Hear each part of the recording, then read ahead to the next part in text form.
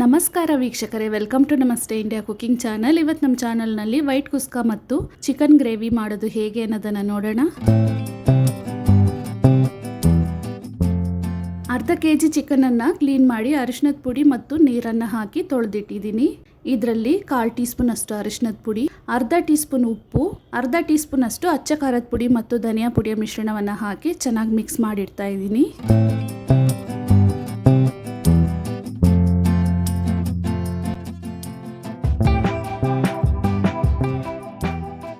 ಮಸಾಲವನ್ನು ready ಮಾಡೋವರೆಗೂ ಚಿಕನನ್ನು ನೆನೆಸಿಟ್ರೆ ಸಾಕು. Cut ಮಾಡಿರುವ ಒಂದು ಈರುಳ್ಳಿ, 2 ಕಡ್ಡಿಯಷ್ಟು ಕರಿಬೇವಿನ ಸೊಪ್ಪು, 1 ನಾಟಿ ಟೊಮೆಟೊ. ಮಸಾಲವನ್ನು ರುಬ್ಕೊಳ್ಳೋದಕ್ಕೆ ಒಂದು ಈರುಳ್ಳಿಯನ್ನು ಕಟ್ ಮಾಡಿ ಇಟ್ಕೊಂಡಿದ್ದೀನಿ. ಒಂದು ದೊಡ್ಡ ಸೈಜ್ನ ಬೆಳ್ಳುಳ್ಳಿ ಎಷ್ಟು ತಗೊಂಡಿದ್ದೀವೋ ಶುಂಠಿನೂ ಅಷ್ಟೇ ತಗೊಬೇಕು. 3 ಟೀ ಸ್ಪೂನ್ ಕಾಳು ಮೆಣಸು, 2 ಟೀ ಸ್ಪೂನ್ ಸೋಂಪು, 2 ಚಿಕ್ಕ ತುಂಡು ಚಕ್ಕೆ, 10 ಲವಂಗ. ಕೊನೆಗೆ ಹಾಕೋದಕ್ಕೆ ಸ್ವಲ್ಪ ಕೊತ್ತಂಬರಿ ಸೊಪ್ಪನ್ನು ಕಟ್ ಮಾಡಿ ಇಟ್ಕೊಂಡಿದ್ದೀನಿ. ಇದಾದ್ಮೇಲೆ ಮಸಾಲೆ ಪದಾರ್ಥಗಳನ್ನು ರುಬ್ಕೊಬೇಕು. ಒಂದು ಬಾಣಲಿಯಲ್ಲಿ ಎಣ್ಣೆಯನ್ನು ಹಾಕೊಳ್ತಾ ಇದ್ದೀನಿ. ಎಣ್ಣೆ ಚೆನ್ನಾಗಿ ಬಿಸಿ ಆದಮೇಲೆ ಈರುಳ್ಳಿ ಕರಿಬೇವಿನ ಸೊಪ್ಪನ್ನು ಹಾಕಿ ಕಂದು ಬಣ್ಣ ಬರೋವರೆಗೂ ಚೆನ್ನಾಗಿ ಹುರ್ಕೊಬೇಕು.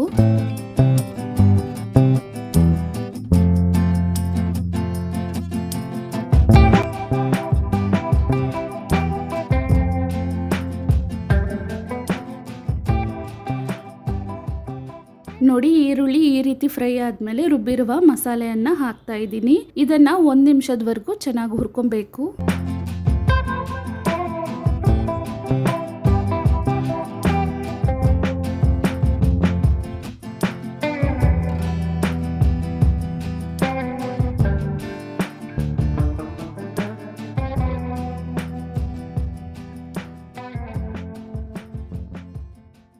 ಇವಾಗ ಕಟ್ ಮಾಡಿರುವ ನಾಟಿ ಟೊಮೆಟೊವನ್ನು ಹಾಕ್ತಾ ಇದ್ದೀನಿ. ಇದನ್ನು ಸ್ವಲ್ಪ ಫ್ರೈ ಮಾಡಿದ್ಮೇಲೆ ನೆನೆಸಿಟ್ಟಿದ್ದ ಚಿಕನನ್ನು ಹಾಕೊಬೇಕು.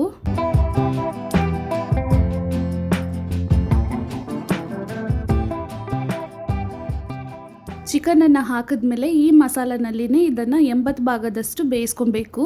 ಸ್ವಲ್ಪ ತಳ ಹಿಡಿದ್ರೂ ಪರವಾಗಿಲ್ಲ. ಚಿಕನನ್ನು ಬೇಯಿಸೋದಕ್ಕೆ ನೀರನ್ನು ಹಾಕಬೇಕಾದ್ರೆ ಅದೆಲ್ಲ ಮಸಾಲೆ ಜೊತೆಗೆ ಸೇರ್ಕೊಂಡು ಬಂದ್ಬಿಡುತ್ತೆ.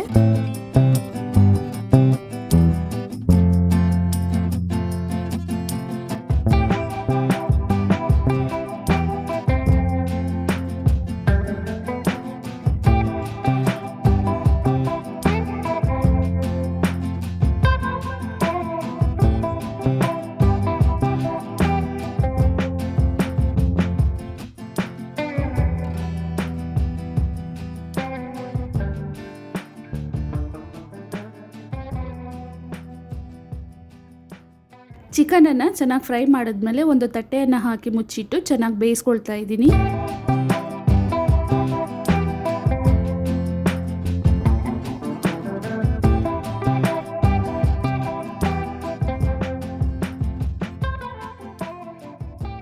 ಮಸಾಲನಲ್ಲಿನೇ ಇವಾಗ ಚಿಕನ್ 80 ಭಾಗದಷ್ಟು ಬೆಂದಿದೆ.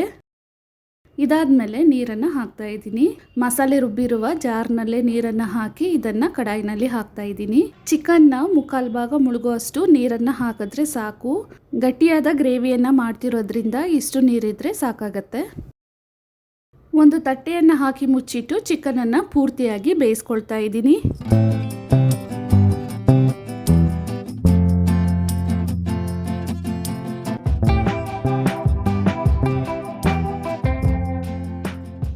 ಇವಾಗ ನೋಡಿ, ಚಿಕನ್ ಪೂರ್ತಿಯಾಗಿ ಬೆಂದಿದೆ.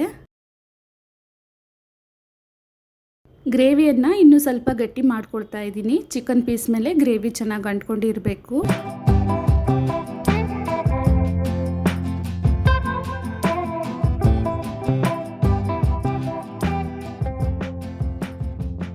ಇವಾಗ ಕಟ್ ಮಾಡಿರುವ ಕೊತ್ತಂಬರಿ ಸೊಪ್ಪನ್ನು ಹಾಕ್ತಾ ಇದ್ದೀನಿ.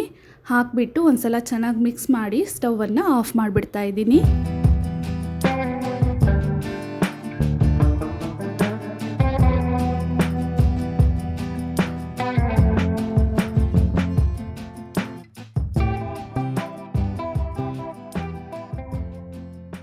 ತುಂಬನೇ ರುಚಿಯಾದ ಚಿಕನ್ ಗ್ರೇವಿ ಇವಾಗ ತಯಾರಾಗಿದೆ. ಇದಾದ್ಮೇಲೆ ವೈಟ್ ಕುಸ್ಕಾವನ್ನು ಮಾಡ್ಕೊಳ್ಳೋಣ. ಒಂದು ಪಾತ್ರೆಯಲ್ಲಿ 1.5 ಕಪ್ಪಷ್ಟು ಬಾಸ್ಮತಿ ಅಕ್ಕಿಯನ್ನು ಹಾಕೊಳ್ತಾ ಇದ್ದೀನಿ.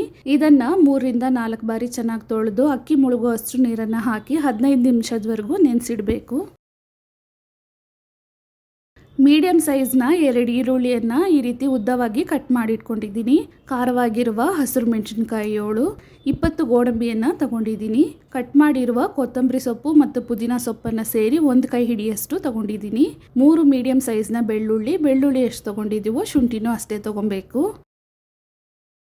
ಮಿಕ್ಸಿ ಜಾರ್ನಲ್ಲಿ ಶುಂಠಿ ಬೆಳ್ಳುಳ್ಳಿಯನ್ನು ಹಾಕಿ ಈ ರೀತಿ ನುಣ್ಣಕ್ಕೆ ರುಬ್ಬಿಟ್ಕೊಂಡಿದ್ದೀನಿ. ಮೀಡಿಯಂ ಸೈಜ್ನ 2 ತುಂಡು ಚಕ್ಕೆ, 10 ಲವಂಗ, 1 ಅನಾನಸ್ ಹೂವು ಮತ್ತು ಚಿಕ್ಕದಾದ ಏಲಕ್ಕಿ 6. ಒಂದು ಕುಕ್ಕರ್ನಲ್ಲಿ ಎಣ್ಣೆ ಮತ್ತು ತುಪ್ಪವನ್ನು ಹಾಕ್ತಾ ಇದ್ದೀನಿ. 2 ಸೇರಿ ಅಂದಾಜಿಗೆ 100 ml ಅಷ್ಟಿದೆ.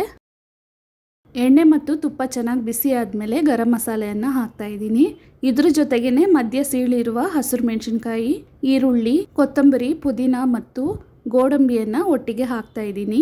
ಬಿಳಿ ಕುಸ್ಕ ಆಗಿರೋದ್ರಿಂದ ತುಂಬ ಏನು ಫ್ರೈ ಮಾಡೋದು ಬೇಕಾಗಿಲ್ಲ. 1 ನಿಮಿಷದವರೆಗೂ ಬಾಡಿಸಿದ್ರೆ ಸಾಕು. ಇವಾಗ ರುಬ್ಬಿರುವ ಶುಂಠಿ ಬೆಳ್ಳುಳ್ಳಿ ಪೇಸ್ಟನ್ನು ಹಾಕ್ತಾ ಇದ್ದೀನಿ.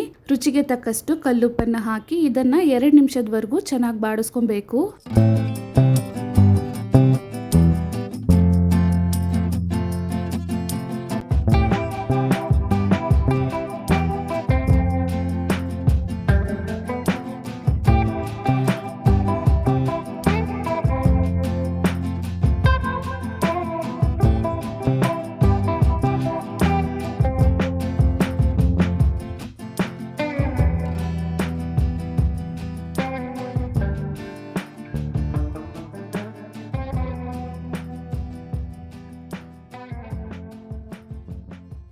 ಮಸಾಲೆ ಎಲ್ಲ ಇವಾಗ ಚೆನ್ನಾಗಿ ಫ್ರೈ ಆಗಿದೆ. ಶುಂಠಿ ಬೆಳ್ಳುಳ್ಳಿ ರುಬ್ಬಿರುವ ಜಾರ್ನಲ್ಲೇ ನೀರನ್ನು ಹಾಕಿ ಅದನ್ನು ಕುಕ್ಕರ್ನಲ್ಲಿ ಹಾಕ್ತಾ ಇದ್ದೀನಿ. ಈ ಕಪ್ನಲ್ಲಿ 1.5 ಕಪ್ಪಷ್ಟು ಬಾಸ್ಮತಿ ಅಕ್ಕಿಯನ್ನು ತಗೊಂಡಿದ್ದೀನಿ. ಅದಕ್ಕೆ 2.5 ಕಪ್ಪಷ್ಟು ನೀರನ್ನು ಮಾತ್ರ ಹಾಕಿದ್ರೆ ಸಾಕು. ಬಾಸ್ಮತಿ ರೈಸ್ ಸ್ವಲ್ಪ ಬೇಗನೆ ಬೆಂದ್ಬಿಡತ್ತೆ. ನೀರನ್ನು ಹಾಕಿದ್ಮೇಲೆ ನೆನೆಸಿಟ್ಟಿದ್ದ ಬಾಸ್ಮತಿ ಅಕ್ಕಿಯಿಂದ ನೀರನ್ನು ಚೆಲ್ಬಿಟ್ಟು ಅಕ್ಕಿಯನ್ನು ಮಾತ್ರ ಕುಕ್ಕರ್ನಲ್ಲಿ ಹಾಕ್ತಾ ಇದ್ದೀನಿ.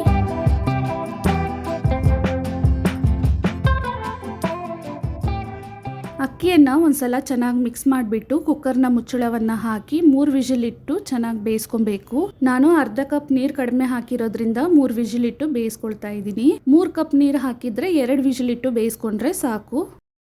ಕುಕ್ಕರ್ ಇವಾಗ ತಣ್ಣಕ್ಕಾಗಿದೆ. ಅನ್ನವನ್ನು ಮಿಕ್ಸ್ ಮಾಡಿ ನೋಡೋಣ.